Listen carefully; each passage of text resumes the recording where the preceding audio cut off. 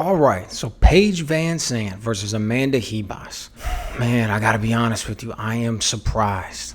Okay, I'm surprised Paige Van Zant took this fight. I'm surprised her management let her take this fight. I'm surprised that there wasn't somebody in her ear, somebody in her corner saying, hey, maybe we don't want to take this one. Maybe we want to see who else they're offering.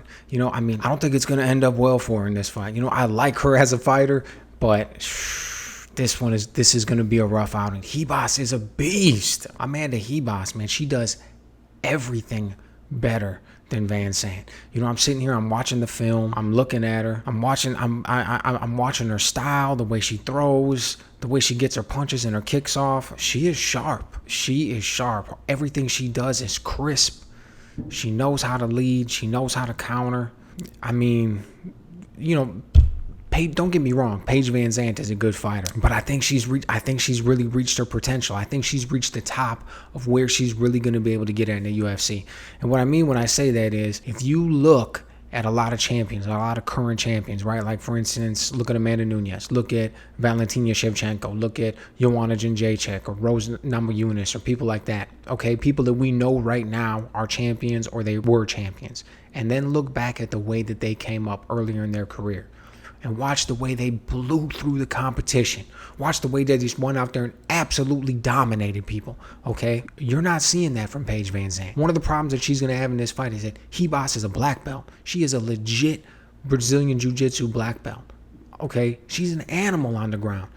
And Van Zant has been, submitted twice? Plenty of bad positions. Besides getting submitted twice. How many times has she gotten her back taken? How many times has she been held down on the ground, dominated, just in a bad spot? You don't want to do that with Amanda Ribas. Okay, that's not going to look well for her. But even more so, how is that going to be if she even if she were to somehow pull out a victory in this fight moving forward in the division? I like her, but I just don't think she's got what it takes to be a champion. I don't even think she's got what it takes to win this fight, much less even get a title shot or be the champion, right? Let's be honest with each other. I don't think it's going to end up well for her. Ribas, the way she is so sharp, the way she shoots her counters, she shoots combinations. She's going to be able to get in there, even though she's naturally the smaller girl. Paige Van Zant's been fighting at this division. I think this will be her third fight, and Ribas is moving up for this fight. So that's definitely, I guess one thing you could keep an eye on. She's naturally the smaller girl, but she may even be stronger, right? And her technique is much better. The way she likes to get in the clinch, the way she's going to push her, she's going to push Van Zant up against the cage, back her up with strikes, push her up against the cage, get that upper body clinch, and then just work from there, possibly take her down, hold her down with some ground and pound. She's got some really sharp shots down there, possibly, work into an advantageous position, get into a scramble, take Paige's back, maybe choke her out. She's got options, man. Ribas is good.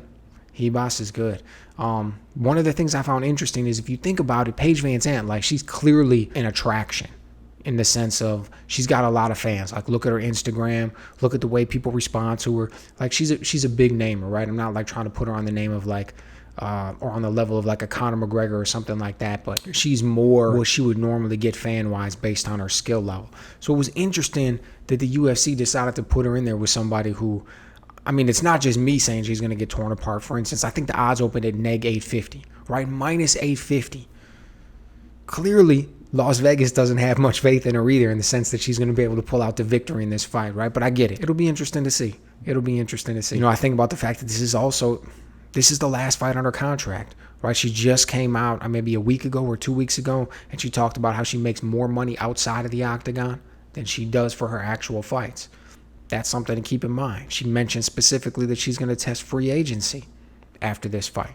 See how much she can get somewhere else. I don't know. Maybe Bellator wants to offer her more. Maybe one's going to offer her more. I don't know. She's probably got options. She definitely, like I said, she comes with a built-in fan base to whatever organization she goes to, right? So that's huge. I know the UFC likes her, but a lot of people have been trying to play hardball with the UFC lately to get more money. So how willing are they going to be to just open up their wallet and offer some more money to Paige Van Zant, right? Not even a title contender.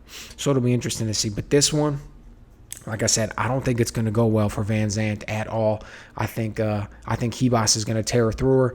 I don't think it makes it out of the second round. Quite possibly could finish her in the first. Ribas is sharp. She gets out there. She doesn't pull any punches. She does not play it easy. She's not a conservative fighter, doesn't believe in a feeling out process. She just goes out there and gets it done. So I think this one, like I said, I think she's going to tear through Van Zant. She's coming off of not a great looking performance. So I wouldn't be surprised if she lights her up with strikes on the feet, gets it to the ground, and ends up getting a submission, probably like a rear naked. Something along those lines. Again, certainly wouldn't be the first time for Van Zant, so we shouldn't be surprised. And after this fight, who knows if she'll even be in the UFC, and Ribas could be well on her way to a title run. I don't know if she's going to stay at 125 now or if she's going to go back to 115. Maybe this fight she just took it because it was available, because this is her first fight at 125. Normally she's a 115 fighter, so it'll be interesting to see what she chooses to do after that. I haven't really seen anything.